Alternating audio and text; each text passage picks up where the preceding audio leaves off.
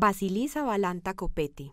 Tenía una lengua larga, delgada, puntiaguda y veloz como culebra cascabel.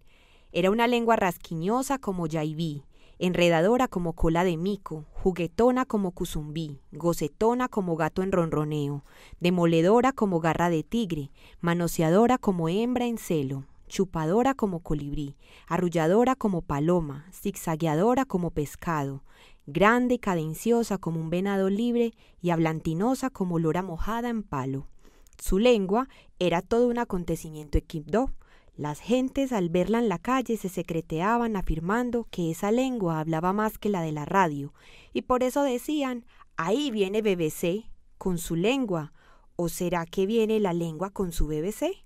Pero Basilisa se contoneaba muy oronda, fustigando con su lengua al pasar, al bagazo poco caso y al cagajón poca atención. Unidos. Gobernación de Antioquia.